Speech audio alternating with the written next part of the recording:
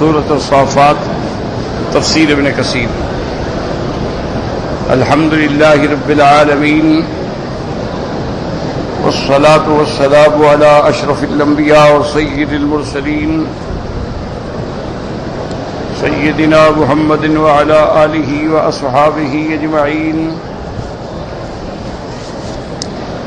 اللہم صل علی سیدنا محمد وعلی آل سیدنا محمد كما صليت على إبراهيم وعلى آل إبراهيم في العالمين إنك حميد مجيد۔ أعوذ بالله من الشيطان الرجيم، بسم الله الرحمن الرحيم۔ فأقبل بعضهم على بعض يتساءلون۔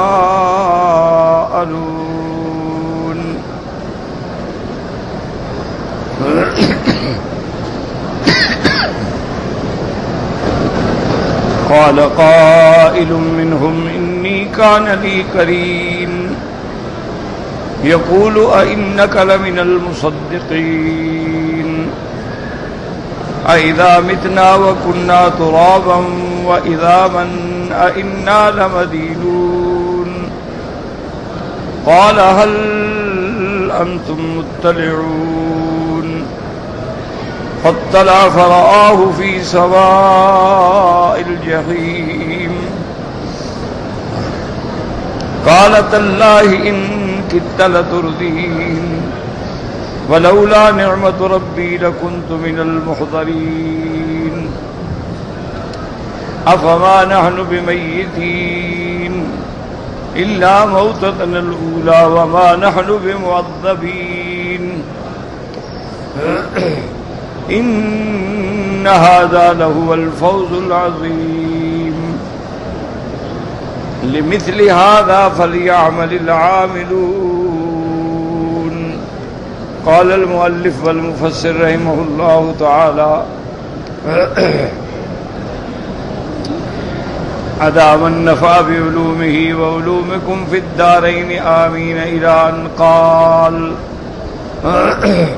قال فبكي المؤمن ليس عنده شيء قال فلبث قميصا من قطر وكساء من صوف ثم أخذ مرا فجعله على رقبته يعمل الشيء ويحفر الشيء بقوته قال فجاءه رجل فقال له يا عبد الله أتؤاجرني نفسك مشاهرة شهرا بشهر تقوم على دواب لي تعلفها وتكنس سرقينها قال أفعل قال فآجره مشاهرة شهرا بشهر يقوم على دوابه۔ اب مفسر رحمۃ اللہ علیہ ان دو دوستوں کا واقعہ بیان فرما رہے ہیں کہ ایک نے تو اپنی دنیا بنا لی اور ایک نے اللہ کے راستے میں سب کچھ خیرات کر دیا۔ اب اس کے پاس کچھ بھی نہیں بچا۔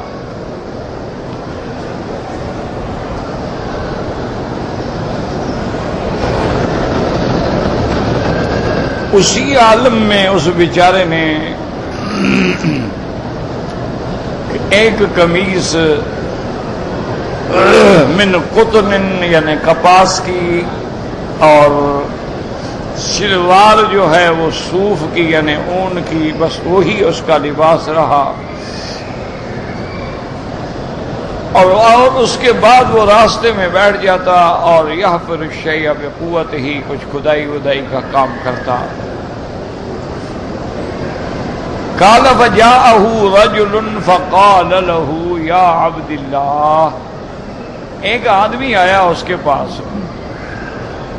اور اس نے کہا کہ دیکھو تم پریشان ہو، تمہارے پاس کوئی کام نہیں ہے، اگر تم چاہو تو میرے پاس تنخواہ پہ کام کرو، میں مہینے کا مشاہرہ تنخواہ مقرر کر دیتا ہوں اور تمہاری ڈیوٹی یہ ہوگی کہ تم میرے جانور جو ہیں ان کو چراگاہ میں لے جاؤ گے، ان کو چراؤ گے اور اس کے بعد واپس لاؤ گے، اور ان کا باڑا جو ہے سرقین جہاں جانور باندھے جاتے ہیں ان کو صفائی بھی کرو گے۔ انہوں نے کہا ٹھیک ہے۔ تو وہ آدمی جو ہے اس نے اس کو مہینے پہ رکھ لیا. قال وكان صاحب الدواب يغدو كل يوم ينظر الى دوابه فاذا راى منها دابة ضامرة اخذ براسه فوجع عنقه ثم يقول له سرقت شعير هذه البارحة. اس کے بعد جو ہے کہتے ہیں کہ وہ صاحب الدواب جو ہے یعنی جو مال مویشی کا مالک تھا وہ روزانہ آ کر دیکھتا تھا اپنے جانوروں کا کیا حال ہے. اس نے دیکھا ایک دن کہ اس کی کسی جانور کی گردن جھکی ہوئی ہے اور بڑی حالت خراب ہے. اس نے فوراً اس کی گردن کو فوجع عنقہ یعنی اس کو توڑا. ثم یقول له سرقت شعیر هذه البارحة اور کہنے لگا کہ میں نے جو ان کے لیے خوراک دی تھی جو دیے تھے شعیر مانا جو جانوروں کو کھانے کے لیے کیا تم نے چوری کر کے دے دیے بھوکے مر رہے. فلما رأى المؤمن هذه الشدة قال لا تئن شريكي الكافر فلا أعملن في أرضه فليطعمني هذه الكسرة يوما بيوم ويكسوني هذين الثوبين اذا بلیا. اس کے بعد اس نے کہا کہ بھئی اس اللہ کے بندے نے تو مجھے تنگ کر دیا ہے, بہتر ہے کہ میں اپنے اسی دوست کے پاس جاؤں, اس کے پاس جاؤں گا کہ بھئی میں تمہاری مزدوری کروں گا, تمہاری زمین پہ کام کروں گا, تم مجھے صرف کھانا دے دیا کرو اور کپڑے جب پرانے ہو جائیں تو کپڑا دے دیا کرو, بس روٹی کپڑے پہ میں کام کروں. قال فانطلق يريده فانتهى الى بابه. وہ اس کو ڈھونڈتے ڈھونڈتے اس مکان کے اس دوست کے دروازے پہ پہنچا. وهو ممسن فاذا قصر مشيد في السماء. جا کے دیکھا شام کو تو بہت بڑا محل ہے, گویا کہ اتنا اونچا ہے کہ آسمان سے باتیں کر رہا ہے. وَإِذَا حَوْلَهُ الْبَوَّابُونَ اور سب نوکر حشم خدم بواب حارس دروازوں پہ کھڑے ہیں. فَقَالَ لَهُمْ اسْتَأْذِنُوا لِي عَلَى صَاحِبِ هَذَا الْقَصْرِ فَإِنَّكُمْ إِذَا فَعَلْتُمْ سَرَّهُ ذَلِكَ. اس نے جا کے دربانوں سے کہا کہ مہربانی کر کے اس محل کے مالک کو جا کے خبر کرو اور میرے لیے اجازت مانگو کہ میں بھی آ کے اندر داخل ہو جاؤں, اور جب اس کو خبر ملے گی تو خوش ہوگا, میرا دوست ہے وہ. فقالوا له انطلق ان كنت صادقا فنم في ناحية فإذا أصبحت فتعرض له. انہوں نے کہا کہ دیکھو ہم اجازت تو نہیں مانگ سکتے, اس وقت شام کا وقت ہے, تم ایسا کرو کہ فلاں جگہ جا کے لیٹ جاؤ, صبح کو جب مالک اٹھے گا گزرے گا تو اس کے سامنے تم پیش ہو جانا. فانطلق المؤمن فألقى نصف كسائه تحته ونصفه فوقه ثم نام. اب وہ بندہ مومن جو ہے وہ اس جگہ پہ گیا اور آدھی چادر نیچے بچھا دی اور آدھی چادر اپنے اوپر ڈال کے وہیں سو گیا. فلما اصبح اتى شريكه فتعرض له فخرج شريكه الكافر وهو راكب فلما رآه عرفه. اب جب صبح ہوئی تو وہ اپنے اس دوست کے پاس آیا جس کے ساتھ کبھی اس کا کاروبار مشترک تھا, اس کا شریک تھا, دوست تھا. اس نے اپنے آپ کو پیش کیا. اب اس مقام پہ جب اس کا دوست آیا وہ سواری پہ سوار تھا, اس نے دیکھا تو پہچان لیا کہ میرا دوست ہے. کیا ہے تو وہاں جا کے بیٹھا نا, یہاں طالبوں کے آگے تو مت بیٹھے, سپیکر کے ساتھ جا کے بیٹھ جائیں, وہاں آپ کو سنائی دے گا. یہ تو نہیں کہ وہ کتاب لے کے بیٹھے ہیں تو ان کے اوپر آگے بیٹھ جاؤ.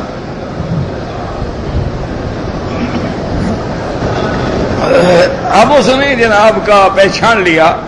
فوقف علیہ وسلم علیہ وصافحہ ثم قال له ولم تاخذ من المال مثل ما اخذت.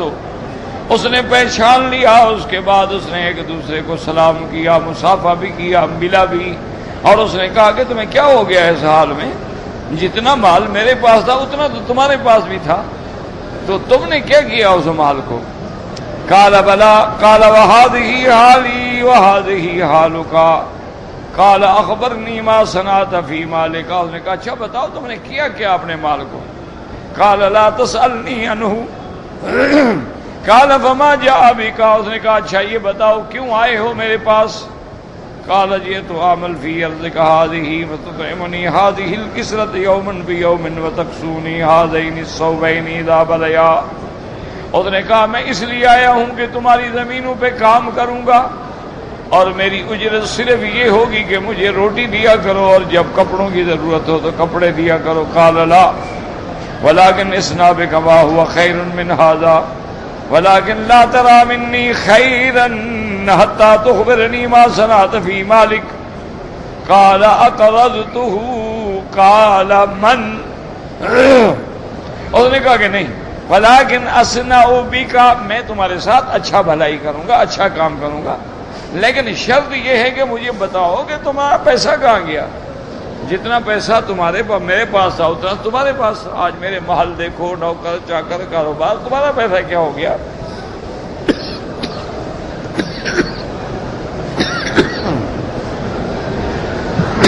لا حول لا حول انا للہ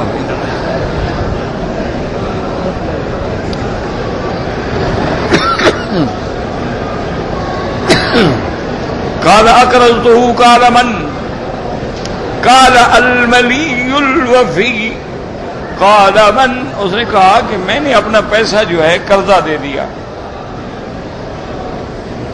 اس نے کہا ابھی کس کو قرضہ دیا ہے؟ اس کو دیا ہے جس کے پاس بہت بڑے خزانے ہیں اور بالکل وہ وفا کرنے والا ہے اور قرضہ لوٹانے والا ہے، اور اس کو قرضہ دیا ہے۔ میں نے کہا کون ہے وہ؟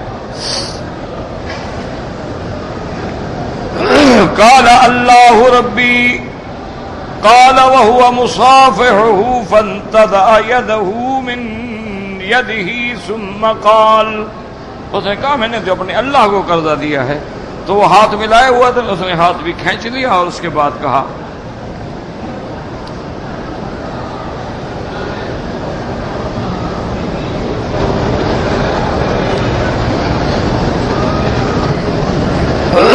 بطور اعتراض کہا کہ اِنَّكَ لَمِنَ الْمُصَدِّقِينَ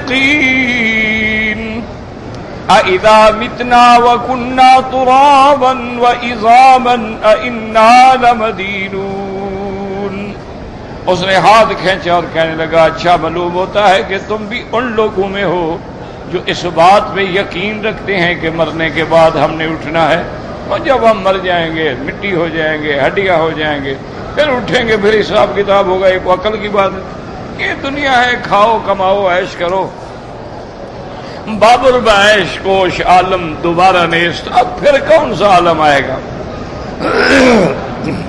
قال صدی محاسبون قال فانطلق الکافر، ترکہ وہ کافر جو تھا چلا گیا، اپنے دوست کو چھوڑ دیا۔ قال فلما رآہ المؤمن فلیس یلوی علیہ رجع وترکہ یعیش المؤمن فی شدت من الزمان ویعیش الکافر فی رخاء من الزمان، اب اس کافر دوست نے چھوڑ دیا۔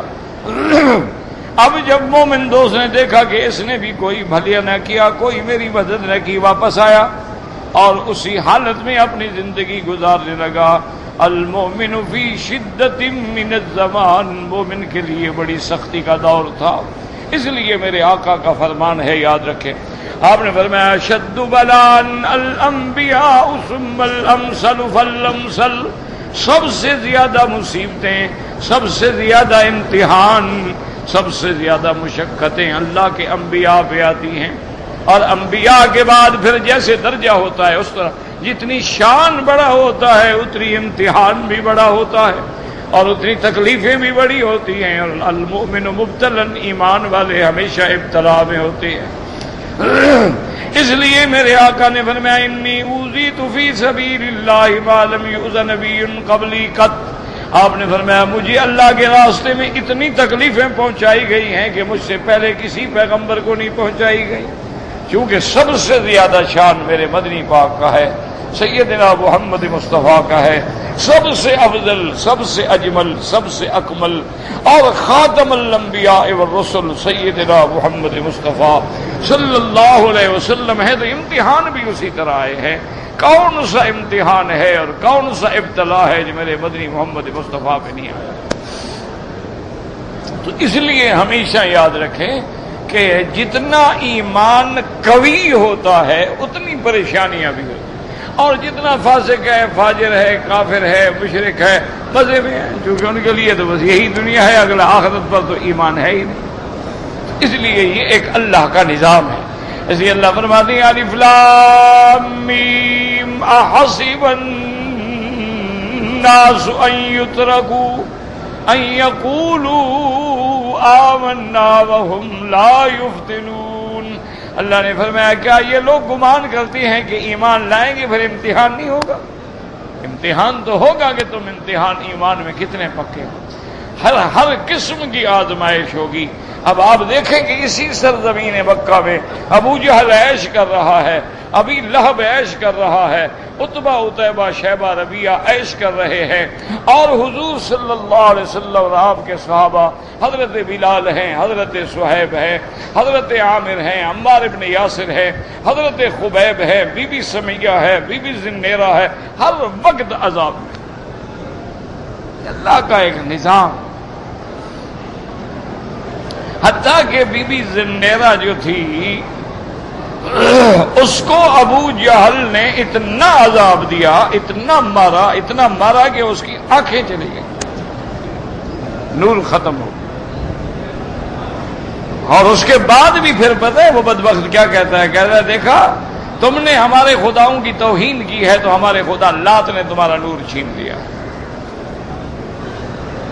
اور اتنا بدبخت مارتا تھا اس عورت بیچاری بی بی کو کہ مارتے مارتے جب تھک جاتا نا کہتا واللہ لو ما فطر، تو اگر میں نہ تھک جاتا نا لضرب تو کی وجہ میں تمہیں پھر مارتا، لیکن اب میں مار کے تھک گیا۔ تم حضور کا نام چھوڑو، کلمہ چھوڑو، توحید چھوڑو۔ اس طرح کا یہ نہیں ہو سکتا۔ اللہ کی شان ہے کہ اللہ تبارک و تعالی نے پھر اس کی نور بھی واپس فرما دیا، آنکھیں بھی روشن ہو گئی۔ اور یہ ان 7 لوگوں میں ہے جن کو عذاب دیکھتے ہوئے حضرت ابو بکر صدیق رضی اللہ تعالیٰ عنہ نے خرید کر کے آزاد کیا۔ بی بی زنیرہ بھی ان میں ہے، اس کو بھی حضرت ابو بکر نے خرید کیا اور آزاد کر دیا، پھر یہ بیچاری عذاب سے بچی۔ یعنی آپ تصور کر سکتے ہیں کہ بی بی سمیہ عورت ہے،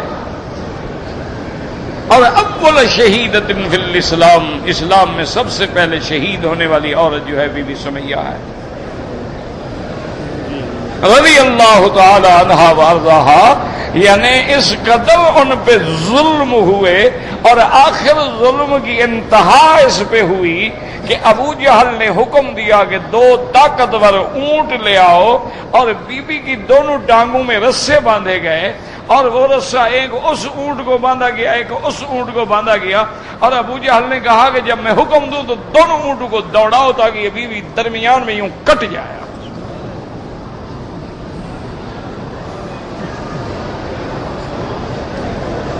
یہ اسلام ایمان چوری کھانے حلوے کھانے کا نام نہیں ہے، یہ 11ویں منانے کا نام نہیں ہے، یہ تو قربانیاں دینے کا نام ہے، یہ تو محمد مدنی کے عشق میں اس طرح جان دینے کا نام ہے کہ بی بی سمیہ کی ٹانگوں میں رسے باندھے گئے ہیں۔ ابو جہل کھڑا ہے، کہتا ہے اب بھی تم توحید کا کلمہ چھوڑ دو۔ اس نے کہا احدن احدن احدن، میں نہیں چھوڑ سکتی کلمہ۔ اونٹوں کو حکم دیا اور بدبخت نے نیزہ مارا شرمگاہ میں، اور بی بی کا وجود جیسے 2 ٹکڑے ہوتا ہے 2 ٹکڑے ہو گیا۔ کلمہ پڑھتے ہوئے بی بی شہید ہو گئی، لیکن توحید پہ قائم رہی۔ اسی طرح آپ دیکھ لیں کہ فرعون ہے، بادشاہ مصر، محل ہیں، دولت ہے، خدم ہیں، حشم ہیں، لاکھوں کی فوج ہے، ہزاروں ملازمین ہیں، لیکن بی بی کا جرم کیا ہے کہ بی بی نے موسیٰ علیہ السلام پہ ایمان لے آئی۔ بی بی آسیہ جو ہے عورت ہے، اور اس کا جرم کیا ہے؟ کلمہ توحید، کہ اس نے کلمہ توحید پڑھ لیا اور موسیٰ علیہ السلام کی نبوت اور رسالت پہ ایمان لائی۔ فرعون کو پتہ لگا کہ یہ کیا بات ہے میرے گھر میں۔ فرعون نے حکم دیا کہ میری بیوی ہے کوئی ہے، جب مجھے خدا نہیں مانتی، میرے دین پہ نہیں آتی ہے تو عذاب دیا جائے گا۔ اور وہ بدبخت جب عذاب دیتا تھا تو بندوں کو دیوار کے ساتھ یا زمین پہ لٹا کے ان کے ہاتھوں میں اور پاؤں میں بڑی بڑی میخیں گاڑ دیتا۔ کہہ دینا تو آسان ہے نا، ذرا یہاں رکھ کے ذرا سوراخ کر کے دیکھو نا ذرا۔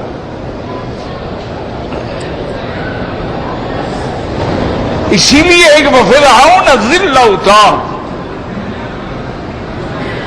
بعد نے فرمایا کہ اس کے محل بڑے اونچے ہوں، بعد نے کہا کہ نہیں، وہ عذاب کا طریقہ یہ تھا، اپنی اس کی بیوی ہے، پاؤں میں بھی اس نے کیلیں مروا دی، ہاتھوں میں بھی، اور بیوی لیٹی ہوئی ہے، اور اوپر ایک بہت بڑا پتھر جو تھا وہ معلق کر دیا، اور کہا کہ اب بھی تم اگر اللہ کی توحید اور موسیٰ کی نبوت کا انکار کر کے میری ربوبیت کا اقرار کر لو تو پھر تم ملکہ ہو اس ملک کی۔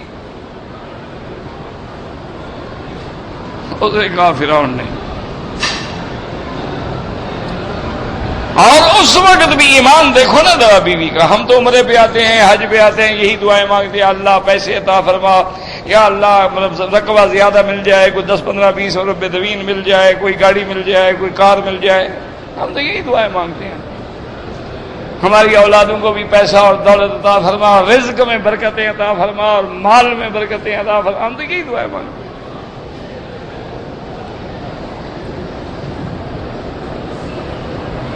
لیکن دیکھیں اللہ کے قرآن میں ہے، یہ کسی الف لیلا کا قصہ نہیں ہے۔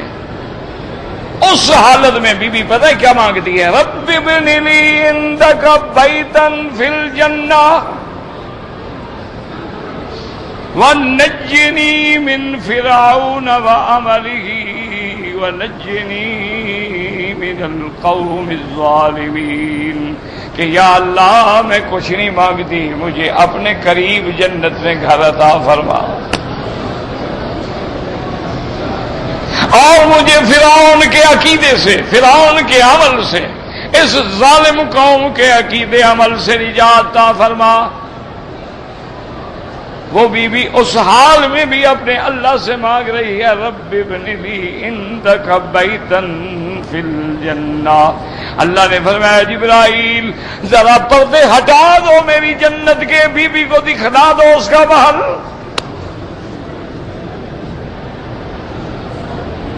اللہ چاہے جب چاہے دکھلا دے۔ کشمیہ نے کھول دیے گئے پردے اور بی بی کو محل دکھا دے، بی بی ہنسی مسکرائی کہ اتنا میرا بڑا اچھا محل ہے۔ اور سب سے اعلیٰ محل قیامت میں کس کا ہوگا؟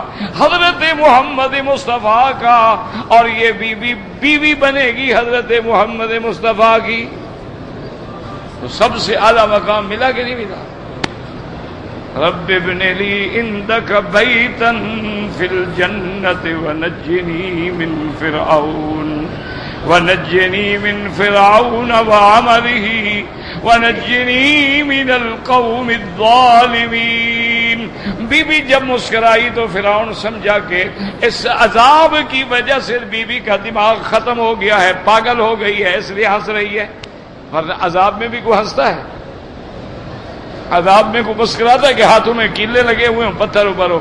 اس نے کہا اچھا تمہارا دماغ؟ نے کہا نہیں، دماغ نہیں خراب ہو گیا، اللہ نے مجھے میرا مقام دکھلا دیا ہے، تم نے جو کرنا ہے کرو۔ اور آج بھی یاد رکھو جو اللہ کے راستے میں اللہ کے دین کے لیے جانے دے رہے ہیں ان کو بھی اللہ سب کچھ دکھلا دیتے آج بھی، ورنہ یاد رکھیں کہ بالکل بے سہارا لوگ، دیکھیں نا صحابہ کے پاس کیا طاقت تھی، خود اندازہ کرو کہ نہ اس دور میں کوئی جدید آلات تھے، نہ ذرائع تھے، نہ مواصلات تھے، قوت ایمان تھی کہ 80 لاکھ مربع میل پر محمد مدنی کے دین کا پرچم لہرا دیا۔ جہاں جہاں گزرتے گئے اسلام پھیلتا گیا۔ جن لوگوں نے ان کا کردار دیکھا، نماز دیکھی، ان کا حیا دیکھا، ان کی عفت دیکھی، عصمت دیکھی، دیانت دیکھی، وفا دیکھی، شرافت دیکھی، سب لوگوں نے کلمہ پڑھ لیا۔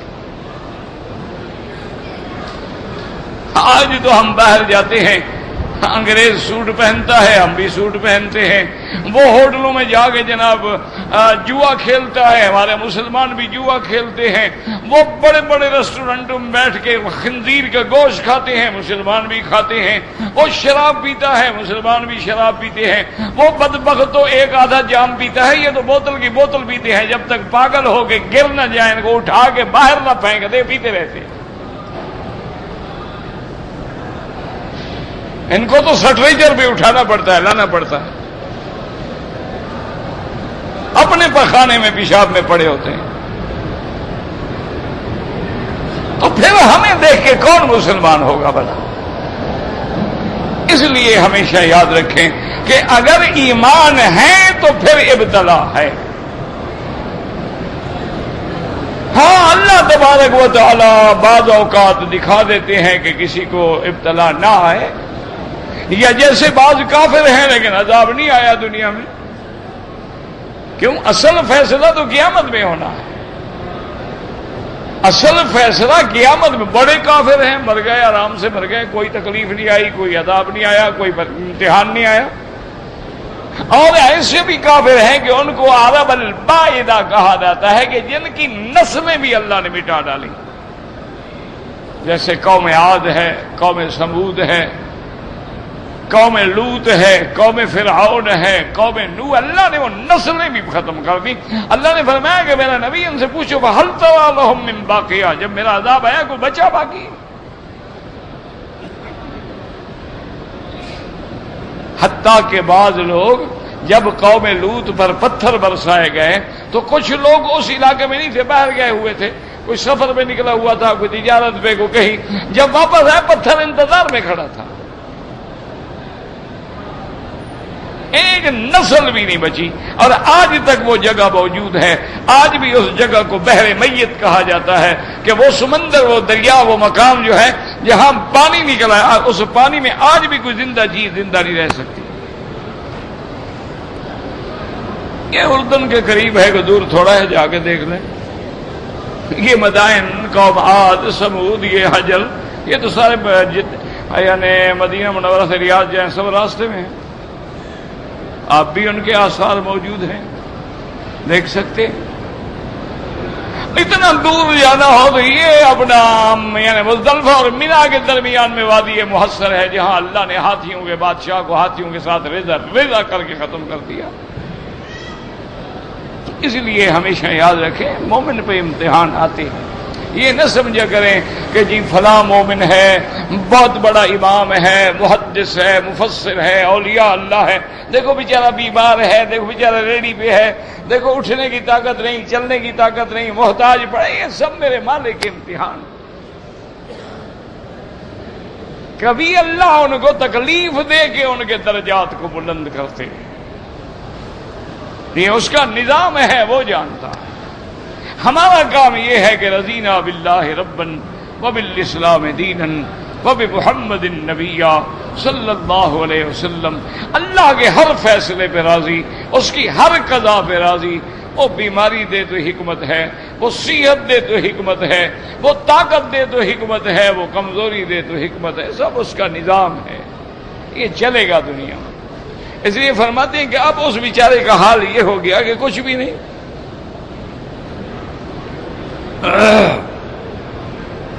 وَيَعِيشُ الْكَافِرُ فِي رَخَاءٍ مِّنَ الزَّمَانِ قَالَ فَإِذَا كَانَ يَوْمُ الْقِيَامَةِ، اب جب قیامت کا دن ہوگا، یاد رکھو ابھی تو قیامت نہیں آئی نا، یہ جو واقعات اللہ بیان فرما رہے ہیں، چونکہ اللہ کو علم ہے کہ جب قیامت آئے گی اس دن اس کا یہ حال ہوگا، اس کا یہ ہوگا، اس کا یہ ہوگا، وہ اللہ ذکر فرما رہے ہیں، کیونکہ ہر چیز اللہ کے علم میں ہے۔ کہ ہم نے مرنے کے بعد اٹھنا ہے، اور فلاں آدمی کا کیا حال ہوگا، ابو بکر کا کیا مقام ہوگا، عمر کا کیا ہوگا، عثمان کا کیا ہوگا، علی کا کیا مقام ہوگا رضوان اللہ علیہم۔ اور اسی طرح دشمنان اسلام، فرعون ہے، شداد ہے، حامان ہے، قارون ہے، ابو جہل ہے، عتبہ، عتیبہ، شیبہ، ابی لہب ہے، ان کا کیا حال ہوگا۔ اللہ کے تو سارا علم ہے نا، اللہ نے پہلے نقشہ بنا کے دکھا دیا کہ یہ ہوگا، یہ ہوگا، یہ ہوگا۔ کہ اللہ کی آمد کا دن تو آئے گا، ابھی آیا تھوڑا۔ فَإِذَا كَانَ يَوْمُ الْقِيَامَةِ وَأَدْخَلَ اللَّهُ تَعَالَى الْمُؤْمِنَ الْجَنَّةَ يَمُرُّ فَإِذَا هُوَ، اب اللہ تبارک و تعالی مومن کو جب جنت میں داخل فرمائیں گے، وہ جا کے جب جنت میں دیکھے گا فَإِذَا هُوَ بِأَرْضٍ وَنَخْلٍ وَثِمَارٍ وَأَنْهَارٍ، وہ حیران ہوگا کہ باغات ہیں، نہریں بہ رہی ہیں، بڑے بڑے درخت ہیں، بڑے خوبصورت باغ ہیں۔ فَيَقُولُ لِمَنْ هَذَا، وہ پوچھے گا کہ یار یہ تو بتاؤ یہ باغ کس کے ہیں، یہ درخت کس کے ہیں۔ فَيُقَالُ هَذَا لَكَ، کہا جائے گا یہ سب تیرا ہے، اللہ نے تجھے دیا ہے۔ فَيَقُولُ يَا سُبْحَانَ اللَّهِ او بلغ من فضل عملی ان صاب بمثل هذا، قال ثم يمر فاذا هو برقيق، کہے گا سبحان اللہ، اب بلغا، کیا میرے عمل اس مقام کے تھے کہ مجھے اتنا بڑا ثواب دیا جائے؟ میرے عمل تو کچھ بھی نہیں تھا، میرا عمل تو بہت تھوڑا تھا۔ ثم يمر فاذا هو برقيق لا تحصى عدتهم، فَيَقُولُ لِمَنْ هَذَا، آگے جائے گا تو غلاموں کی فوج کھڑی ہے، غلام کھڑے ہیں، عبید کھڑے ہیں، اور لا تُحصَىٰ عُدَّتُهُمْ، پتہ ہی نہیں کہ کتنے ہیں۔ حیران ہو کے پوچھے گا لِمَنْ هَذَا، یہ کس کے غلام ہیں؟ فَيُقَالُ هَٰؤُلَاءِ لَكَ، فرشتے کہیں گے میں اے مومن یہ سب تیرے غلام ہیں۔ فَيَقُولُ يَا سُبْحَانَ اللَّهِ وَبَلَغَ مِنْ فَضْلِ عَمْلِي النِّصَابَ مِثْلِ هَذَا، قَالَ ثُمَّ يَمُرُّ فَإِذَا هُوَ بِقُبَّةٍ مِّنْ يَاقُوتَةٍ حَمْرَاء مُجَوَّفَةً، اب آگے بڑھے گا تو دیکھے گا کہ ایک خیمہ ہے، اور وہ خیمہ بھی یاقوت کے موتی سے بنا ہوا ہے، یاقوت کے موتی کو اندر سے کھول کے اس کا خیمہ بنایا گیا ہے۔ اور فیہا حورائنا، اس کے اندر ایک عورت ہے، سفید رنگ ہے، بڑی آنکھوں والی ہے۔ فیقول لمن ہذہ، اب پوچھے گا بھائی یہ کس کا خیمہ ہے، کس کی بیوی ہے؟ فیقال ہذہ لک، یہ تیرا خیمہ، تیری بیوی ہے۔ فیقول یا سبحان اللہ، اب بلغ من فضل عملی النصاب بمثل هذا، قال ثم يذكر المؤمن شریکہ والکافر فیقول، اب اس کو یاد آئے گا کہ میرا دوست بھی تھا کافر جس کے ساتھ میری شراکت تھی، انی کان لی قرین، وہ جو دنیا میں میرا ساتھی تھا، جو مجھے کہتا تھا کہ تم کیسے مسلمان ہو، تم اس بات پہ یقین رکھتے ہو کہ مرنے کے بعد اٹھیں گے، آج دیکھیں ہم تو اٹھے ہوئے ہیں۔ اذا متنا وكنا ترابا واذابا ائنا لمدينون، قال فالجنة عالیۃ والنار حاویۃ، جنت چونکہ اعلیٰ مقام پہ ہوگی اور جہنم جو ہے نیچے ہوگی۔ قال فیریہ اللہ تعالی شریکہ، اللہ حکم دیں گے کہ اس کو دکھاؤ اس کا دوست کہاں ہے۔ اب جب دکھائیں گے تو فی وسط الجحیم من بین اہل النار، دیکھیں گے تو وہ تو جہنم کے درمیان میں دوزخیوں میں پڑا ہوا ہے۔ فَإِذَا رَآهُ الْمُؤْمِنُ عَرَفَهُ، اب مومن جب دیکھے گا پہچان لے گا۔ فَيَقُولُ تَاللَّهِ إِن كِدتَّ لَتُرْدِينِ، وہ کہے گا اللہ کی قسم ہے تو مجھے بھی ہلاک کرنے والا تھا، برباد کرنے والا تھا، اگر میں تیرے کہنے پہ آ جاتا تو آج میں بھی وہاں ہوتا جہاں تم پڑے ہو۔ وَلَوْلَا نِعْمَةُ رَبِّي لَكُنتُ مِنَ الْمُحْضَرِينَ، اگر میرے رب کی نعمت نہ ہوتی، احسان نہ ہوتا تو آج میں بھی جہنم میں ہوتا۔ افما نحن بمیتین الا موتتنا الاولی وما نحن بمعذبین ان هذا لهو الفوز العظیم لمثل هذا فلیعمل العاملون۔ بمثل ما قد من علیہ. تو اب مسلمانوں کو چاہیے کہ ایسے کام کریں جس سے جنت ملے. قال فلیذکر المؤمن ما مر علیہ فی الدنیا من الشدۃ فلا یذکر مما مر علیہ فی الدنیا من الشدۃ اشد علیہ من الموت. اب مومن یاد کرے گا کہ میں نے دنیا میں کیسی کیسی سختیاں دیکھی، کیسی کیسی مصیبتیں دیکھی، لیکن سب سے بڑی مصیبت جو ہے وہ موت ہے. اللہم اعنا، اللہم اعنا فی سکرات الموت، اللہم ارحمنا فوق الارض، اللہم ارحمنا تحت الارض، اللہم ارحمنا عند الارض. کہتے ہیں جی میری ہمشیرہ بیمار ہے، اللہ شفا عطا فرمائے، اور اللہ ہر بیمار کو شفا عطا فرمائے. قاری طاہر صاحب جو تھے، جن کا میں کبھی کبھی ذکر بھی کرتا ہوں، آج فوت ہو گیا. صبح نماز جنازہ تھا ان کا مدینہ منورہ میں، الحمدللہ دفن ہو گئے رحمت اللہ علیہ. اللہم اغفرہ وارحمہ وتجاوز عنہ، اللہم اغفرہ وارحمہ وتجاوز عنہ، اللہم نقہ من الخطایا کما ینقی الثوب الابیض من الدنس. بہت بڑے قاری، بہت بڑے عالم، اور جو تمنا لے کے آئے تھے کہ اللہ مجھے مدینے میں موت دے، اللہ نے پوری فرما دی.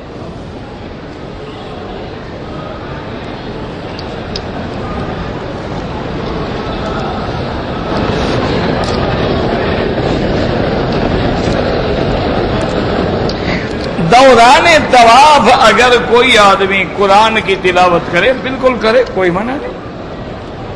میرا بھائی طواف کے دوران میں قرآن پڑھو، درود پڑھو، استغفار پڑھو، کلمہ شریف پڑھو، جو مرضی آئے پڑھو.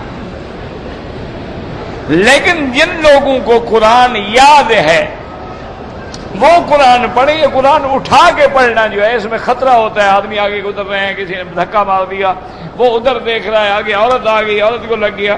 تو اس لیے جن کو یاد ہے یا جو صورتیں یاد ہیں وہ پڑھے، اور جن کو نہ آئے ان کے لیے حضور کا جو وظیفہ مبارک ہے وہ سب سے آسان ہے.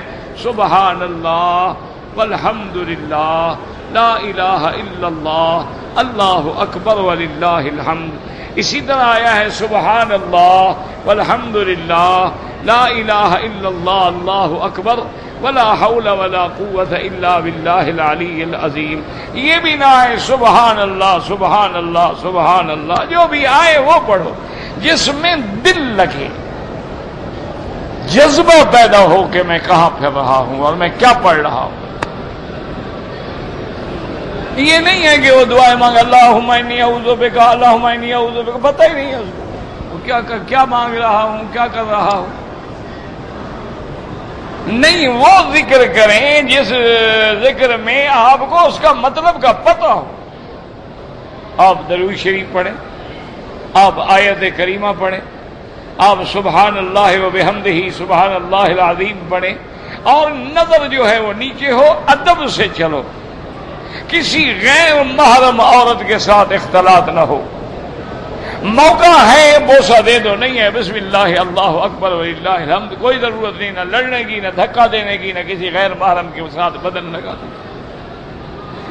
ادب کے ساتھ چلو، احترام کے ساتھ چلو، نہ بھاگو نہ دوڑو. کوئی ادھر سے مت نکلتا ہے، کوئی ادھر سے گردن نکالتی. یہ طواف تھوڑا ہے، یہ تو لڑائی ہو گئی. ادب کے ساتھ چلیں اور جیسے چل رہے ہیں اسی طرح چلیں. نہ ادھر جا کر دیکھیں اور نہ ادھر دیکھیں اور نہ بلا وجہ باتیں کریں. طواف میں بات جائز ہے، کوئی شرعی مسئلہ ہے، کسی نے کوئی کام کی بات پوچھنی ہے بتا دو. یہ تھوڑا ہے کہ ہاتھ میں ہاتھ ڈال کے گپے مارتے رہو، گپے مارنے کی جگہ ہے. اور پھر دل میں استحضار ہو کہ میرا مولا تیرا کتنا بڑا کرم ہے کہ آج آپ نے ہمیں اپنے اس گھر کے باہر پھرنے کا موقع دیا ہے جو اول بیت وضع للناس ہے، جو ھدی للعالمین ہے، اور جہاں سب پیغمبر اور خاتم النبیین نے بھی آ کے طواف کیا ہے، جہاں صحابہ نے، تابعین نے، تبع تابعین نے، ائمہ محدثین نے، ائمہ مجتہدین نے، ائمہ فقہاء نے، علماء نے، اولیاء نے طواف کیا ہے. آج میں بھی تیرے گھر کے باہر تیری رحمت سے پھر رہا ہوں. تو جب اس تصور سے اور شوق سے طواف کرو گے، طواف کا معنی یہ نہیں ہوتا کہ دوڑو جیسے نماز پڑھتے ہیں ٹکرے اللہ اکبر اللہ اکبر اللہ اکبر. یعنی ابھی آدمی ایک رکعت نہ پڑھے، وہ 4 رکعتیں پڑھ کے سلام پھیر کے مزے سے بیٹھے ہوتے ہیں، پتہ نہیں کیا پڑھتے ہیں. یہ کون سی نماز ہے؟ آپ 2 رکعت پڑھیں لیکن انسان بن کے ادب کے ساتھ کہ اللہ کے دربار میں کھڑے ہیں اور اللہ دیکھ رہے ہیں. جب آدمی ادھر ادھر دیکھتا ہے تو اللہ بھی دیکھنا چھوڑ دیتا ہے سکون کے ساتھ. اور جو لفظ پڑھیں اس کو سمجھیں، غور کریں کیا کہہ رہے ہیں. اللہ اکبر سمجھو.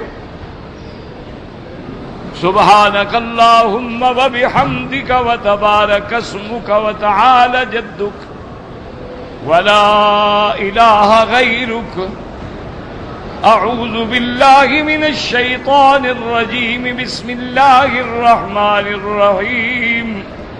رکوع میں جائیں پتہ لگے سبحان ربی العظیم، سبحان ربی العظیم، سبحان ربی العظیم. ٹھیک ہے، یہ کوئی نماز ہے؟ اس سے تو بہتر ہے کہ نہ پڑھو، گناہ ہے. حضور نے فرمایا انک لم تصلی، ایک آدمی نے جلدی جلدی نماز پڑھی. حضور نے فرمایا ارجع فصلی فانک لم تصلی، جاؤ دوبارہ نماز پڑھو، تمہاری نماز نہیں ہوئی. ہم تو ٹکرے مارنے کے لیے آئے ہوئے ہیں، طواف ہے بھاگ رہے ہیں، عورتوں کے اندر سے گھس رہے ہیں، مقام حجر اسود پہ کھڑے ہیں، عورتوں کے ساتھ بدن لگا ہوا ہے. تم مسلمان ہو کیا ہو تم؟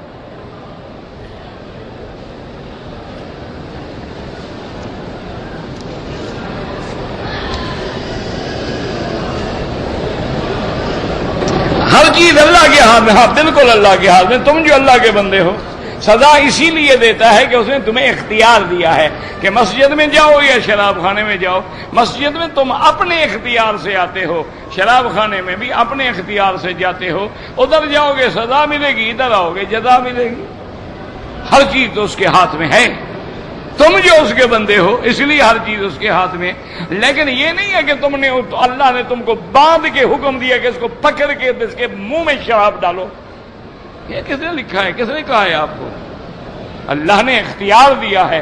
اللہ نے فرمایا ہے کہ ہم نے انسان کو انا جعلناہ سمیعا بصیرا، ہم نے تمہیں دیکھنے والا، سننے والا، جاننے والا بنایا. انا ہدیناہ السبیل، ہم نے تمہیں راستہ بھی بتلا دیا ہے کہ یہ خیر ہے یہ شر ہے. اب تیری مرضی، خیر اختیار کر یا شر اختیار کر. فمن شاء فلیؤمن ومن شاء فلیکفر، چاہو تو ایمان لے آؤ، چاہو تو کفر کرو. اللہ کو کوئی ضرورت نہیں، لیکن کرو گے تم خود اپنے اختیار سے، ورنہ سزا کس بات کی؟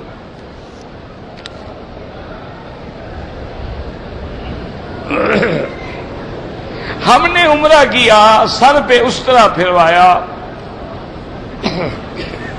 10 دن کے بعد دوبارہ استرا کیا تو بالوں پہ مشین پھروائی.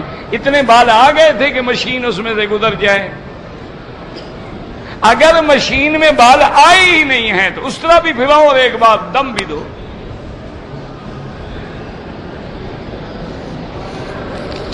استرا پھروا کے بھی کوئی مشین پھرواتا ہے؟ مشین پھروا کے دوسرا پھرواتا ہے.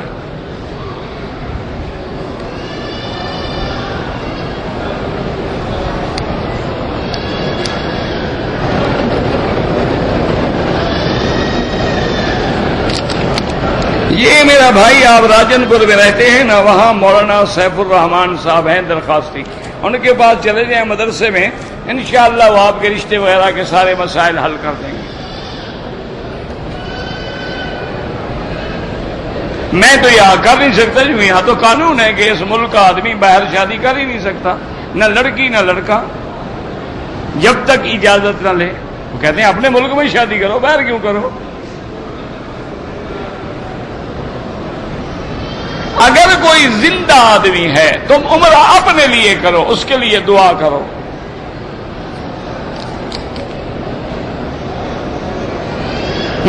وتر نماز جو ہیں 3 رکعت ایک سلام سے پڑھنا بھی حدیث میں ثابت ہے، اور 2 رکعت پہ سلام پھیر کے 1 رکعت ملانا بھی ثابت ہے.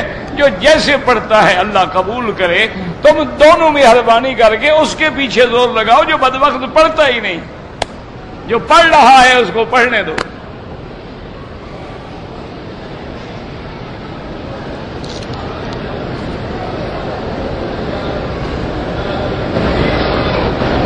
داڑھی بڑی ہے لیکن نماز کے فرائض بھی نہیں جانتا، نہ وہ امام نہیں بن سکتا۔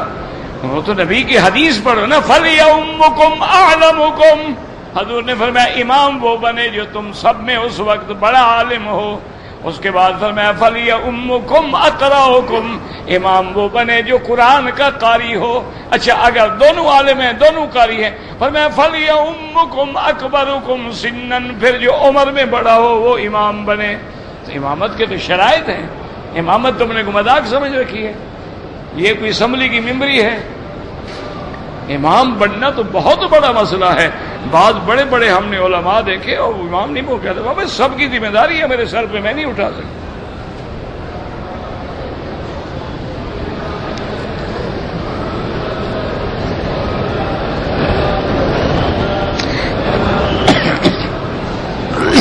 انڈیا سے آئے یا پاکستان سے عمرے پہ، نماز مسافر ہے، قصر پڑے۔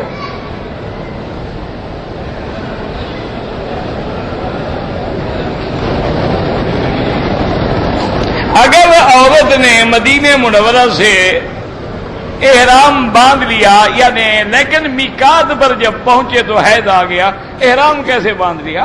عورت کا کیا احرام ہوتا ہے کہ باندھ لیا؟ 2 چادریں باندھی تھیں، یعنی کون سا عورت نے احرام باندھ لیا؟ عورت کا تو کوئی احرام نہیں ہوتا۔ آج تک جاہل لوگوں نے پتہ نہیں کیا بنا رکھا ہے، وہ سفید رومال جو باندھتی ہے سمجھتی ہے احرام ہے، نعوذ باللہ ثم نعوذ باللہ، کوئی عورت کا احرام نہیں۔ اور اس کے اوپر مسح کرتی ہے، رومال کھولتی نہیں، رومال کھلا تو عمرہ کھل گیا، عمرہ بھاگ گیا۔ نماز نہ ہو، فرض نہ ہو، اوپر مسح کرنا ناجائز ہے، کوئی زخم تو نہیں تمہیں سر پہ؟ کوئی عورت کا احرام جو کپڑے پہنے ہوئے وہی احرام ہے، اسی میں نیت کرے گی لبیک بعمرۃ اللہم لبیک اللہم لبیک۔ اگر اس نے نیت کر لی ہے، حیض آ گیا، جب تک پاک نہ ہو مکے میں بیٹھی رہے، جب پاک ہو غسل کر کے عمرہ پورا کرے۔ اگر اس نے لبیک نہیں پڑھا تھا تو پھر تو اس کا احرام ہے ہی نہیں، رومال باندھنے سے تو احرام نہیں ہوتا۔ 1 سال 1.5 سال کا بچہ ہے، اس کو عمرہ کرانا، اس کی ساتھ نیت کر لو، اس کو تم چھوڑ تو نہیں آؤ گے نا کہ بازار میں تم کھیلو ہم جا رہے ہیں عمرہ کر کے آتے، اٹھاؤ گے تو ویسے ہی اس کی بھی نیت کر لو، اس کو بھی عمرے کا ثواب ملے گا، تمہیں ایک اور عمرے کا ثواب ملے گا۔ طواف کے دوران اگر استلام بھول جائیں کوئی بات نہیں، اگر عشاء کی نماز کے بعد ہم 2 رکعت نفل شکرانہ پڑھنا چاہتے ہیں، وتر سے پہلے پڑھیں یا بعد میں، جب تمہیں موقع ملے پڑھ لو، کوئی بات، نفل ہے۔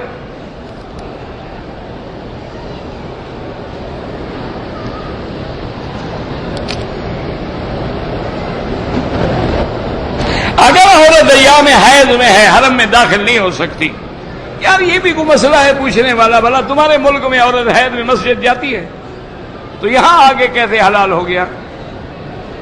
یار یہ کوئی مسئلہ ہے، تو کامن سینس ہے۔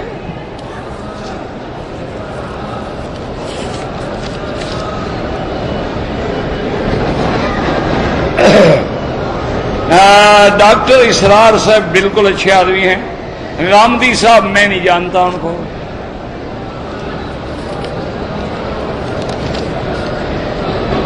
حضرت عیسیٰ آئیں گے، بالکل آئیں گے۔ حضور کی امتی ہوں گے، بالکل امتی ہوں گے، حضور کی امتی کے پیچھے کھڑے ہو کے نماز پڑھیں گے۔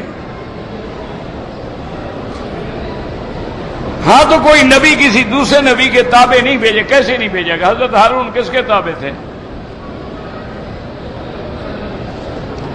تورات کے تابع تھے، تورات تو کتاب موسیٰ علیہ السلام کی ہے۔ اور یاد رکھو کہ ہر نبی دوسرے کی تصدیق کرتا ہے، میرے مدنی کے بعد نبی ہی کوئی نہیں، اس لیے اللہ نے بنی اسرائیل کے ایک پیغمبر کو بٹھا دیا ہے کہ وہ اتر کے تصدیق کرے۔ ربنا تقبل منا انك انت السميع العليم اللهم فرج هم المهمومين نفس كرب المكروبين واقض الدين عن المدينين واشفنا واشف مرضانا ومرضى المسلمين۔ مسجد عائشہ سے اگر احرام باندھے عصر کے بعد نماز نہ پڑھے، بس نیت کر کے چلے آئیں۔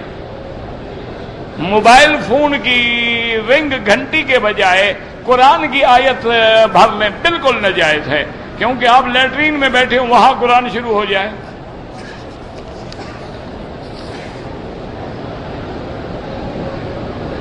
ہمارے ملک میں بعض لوگ صبح کی سنتیں پڑھتے ہیں، باقی نہیں پڑھتے، گناہگار ہیں؟ کیوں نہیں پڑھتے ہیں؟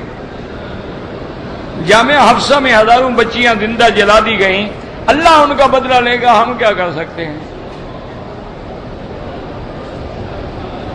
اگر ٹک لگائے گئے احرام میں، بال پورے نہیں کٹوائے گئے، دم پڑ گئی، بال بھی کٹوائیں اور ایک بکری دم بھی ادا کریں۔